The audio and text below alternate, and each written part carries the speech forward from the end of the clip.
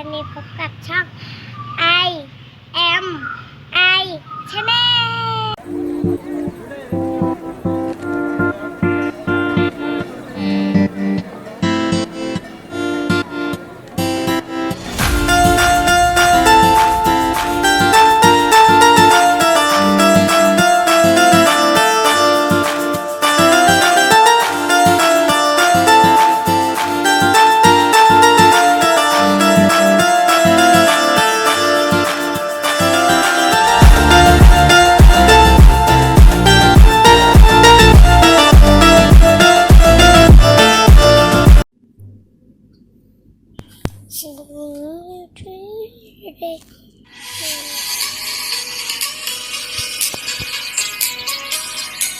ถ่ายไปเลยดิป๋า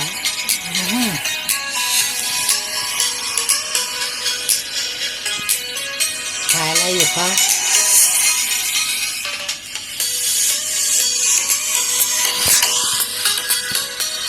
เดี๋ยวมีเสียงเข้าเลยพูดด้วยสินิ่งๆดิโยกไปโยกมาอ๋อนี่ถ่ายคอลเลคชันหมานะครับ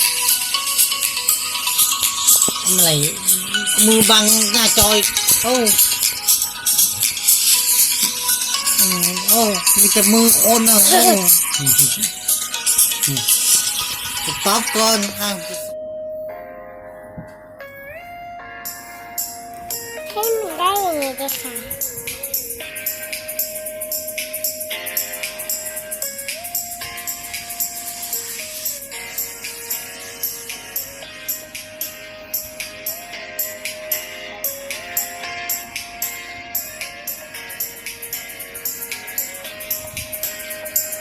ทำอะไรครับถ่ายวิดีโอต้องมีตาถ่ายวิดีโอกับน้องหมานะครับใช่ไหมมีน้องหมากี่ตัว4 ตัวเฮ้ยไม่ใช่5 ตัว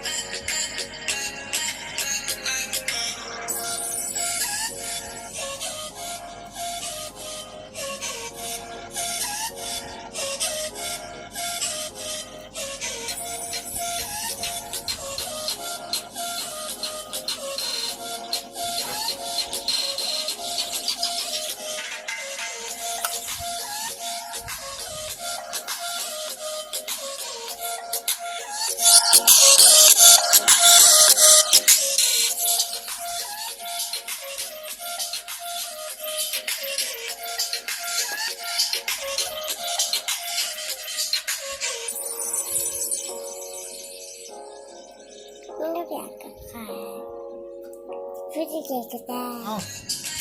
สวัสดีค่ะวันนี้ก็จะมาขายของอะไรจ้ะแล้วก็จะมีเพลงด้วยค่ะเดี๋ยวก่อนนะคะ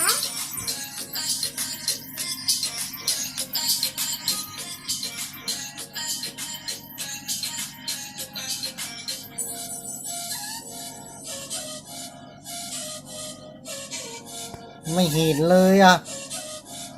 ปล่อยไปอีกใกล้เกินสวัสดีค่ะวันนี้ อยู่ด้านนี้ ก็จะได้มาถ่ายตุ๊กตาน่ารักสำหรับสายเรียกนะคะ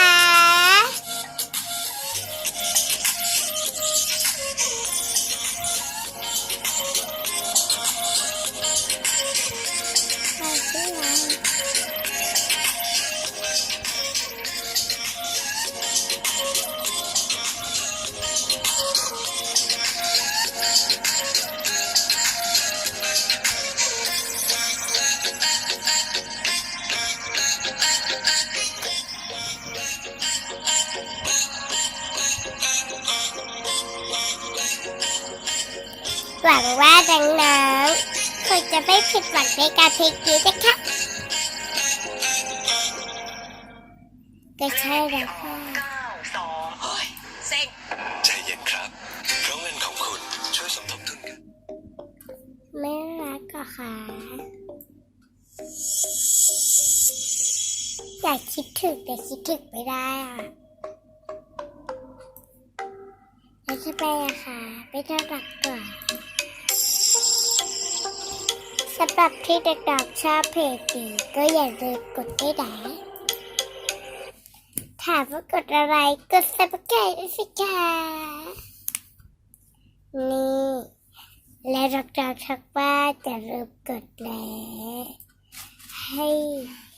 พวกเราด้วยนะคะขอบคุณค่ะแล้ววันนี้พวกเราก็จะถ่ายวิดีโอเพื่อสัตว์เลี้ยงและขอใช้กับสัตว์เลี้ยงกันดีกว่านะคะให้อยากแล้วมาเริ่มกันเลยค่ะ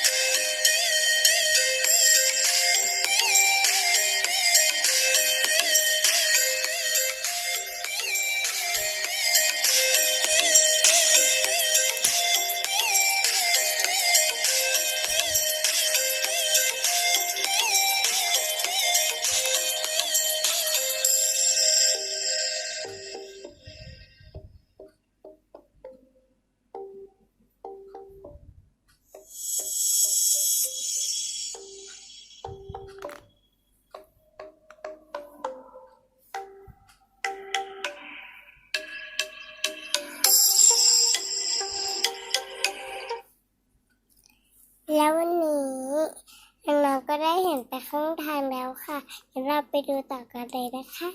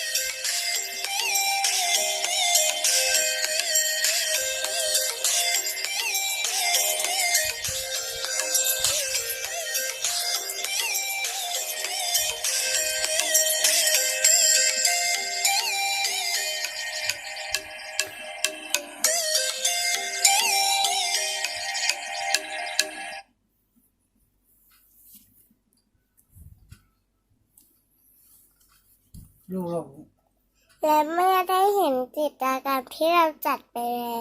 ก็อย่าลืมกดไลค์กดSubscribeให้ช่องพวกเราได้นะคะขอบคุณค่ะอย่าลืมกดไลค์กดแชร์กดSubscribeให้ช่องไอด้วยนะคะ